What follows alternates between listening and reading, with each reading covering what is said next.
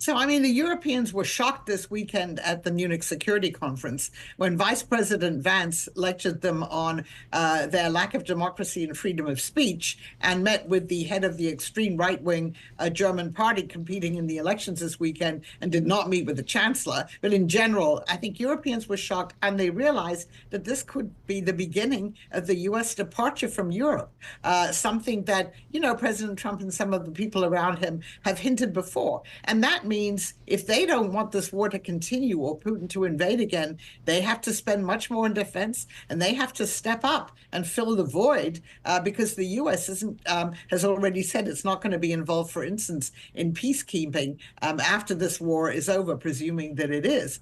And I think for Americans, I think they just have to understand we are now entering a completely new era. For 80 years, the transatlantic alliance was the anchor of U.S. power in the world, of the U.S. presence in the world. We did a lot of very important and positive things for our allies, also our Asian allies, and that's probably coming to an end as well. Right, and kept peace, right, for a long time here, coming off of World War II. Having said that, I think sometimes it's safe to say that Americans have enough struggles, either trying to figure out putting food on the table, dealing with inflation still. Why is it important, though, for the broader American public if the NATO alliance doesn't exist anymore?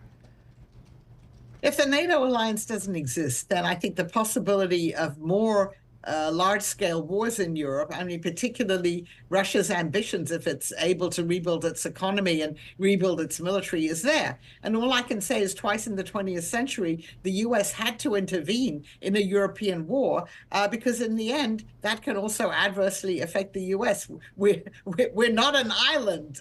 We really aren't. And I think what the U.S. public has to understand is that, yes, we did give Ukraine large sums of money to support it, but most of that money went to U.S. manufacturers. It's people in the U.S. who were making weapons and other things that we then exported to the Ukrainians. So I think there's been a lack of a very accurate information about what these funds involved. Dr. Stent, what would you say to somebody who's watching right now, who's listening right now and says, wait a second, to a certain extent, we are an island here in the U.S. As President Trump has said, there is an ocean that separates us from that part of the world, not so much in Europe.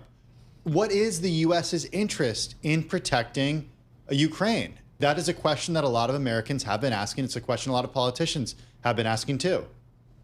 Well, again, if we don't help Ukraine, then what Putin will do is he'll take over Ukraine, but he won't stop there. He has broader ambitions. We've discussed this before on this show. He wants to revise the whole post-Cold War settlement. He wants to reestablish Russian influence and control over the former Soviet states and over parts of Eastern Europe. And in conjunction with China, these are two countries who essentially want to make the world safe for authoritarian governments. Now, if the U.S. public, and I understand some of them don't care about whether they live in a democracy with freedom of speech and all of those things that we take for granted and the rule of law, then maybe it doesn't matter. But for those who care about that, allowing Russia to prevail in conjunction then with China, it's a very different future for the U.S.